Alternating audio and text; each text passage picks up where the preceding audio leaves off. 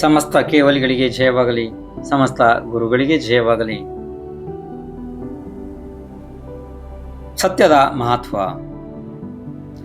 ಒಂದು ಸಮೃದ್ಧವಾದ ರಾಜ್ಯ ಇತ್ತು. ರಾಜ ಬಹಳ ಧರ್ಮಾತ್ಮ ಇದ್ದ. ಆದ ಕಾರಣದಿಂದ ಅವನು ಒಂದು ನಿಯಮವನ್ನು ಹೊರಡಿಸಿದ್ದ. ಏನು ಅಂತಂದ್ರೆ, ಊರಿನ ಸಂತೆಯಲ್ಲಿ ಯಾವ ವಸ್ತುಗಳು ಉಳಿತವೆ ಅದನ್ನ ನಾನು ನನ್ನ ರಾಜ್ಯಕ್ಕೆ ಖರೀದಿಸ್ತೀನಿ. ಯಾಕೆಂದ್ರೆ ಪಾಪ ಸಾಮಗ್ರಿ ತಂದಂತಹ ವ್ಯಕ್ತಿಗಳಿಗೆ ಅಕಸ್ಮಾತ್ ಆ ಸಾಮಗ್ರಿ ಉಳಿದ್ರೆ ಅದರ ಹಾನಿ ಆಗ್ತದೆ ಅಲ್ವಾ, ಸಾಮಗ್ರಿ ಹಾಳಾಗ್ತದೆ. ಆ ರೀತಿ ನಿಯಮವನ್ನು ಅವನು ಹೊರಡಿಸಿದ. ಒಂದು ದಿವಸ ಏನಾಯ್ತು ಅಂತಂದ್ರೆ, ಸಂತೆಯಲ್ಲಿ ಒಂದು ಶನಿಯ ಮೂರ್ತಿ ಮಾತ್ರ ಉಳಿದಿತ್ತು. ಆ ಶನಿಯ ಮೂರ್ತಿಯನ್ನ ರಾಜ ಖರೀದಿಸಿದ, ತನ್ನ ರಾಜ್ಯಕ್ಕೆ ತಗೊಂಡು ಬಂದ.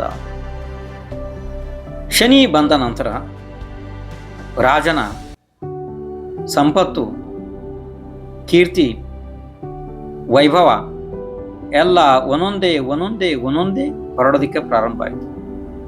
ಅಂದ್ರೆ ಗೊತ್ತಾಯ್ತಲ್ಲ, ಲಕ್ಷ್ಮಿ, ಕೀರ್ತಿ, ವೈಭವ ಅವನ ಮನೆಯನ್ನ ಹೊರಟು ಹೋಗ್ಬಿಟ್ಟು ರಾಜ ನಿರ್ಗತಿಕನಾಗುವಂಥ ಪರಿಸ್ಥಿತಿಗೆ ಬಂದ. ಕೊನೆಗೆ ಸತ್ಯ ಹೊರಟಿತ್ತು ಅವನ ಮನೆಯಿಂದ.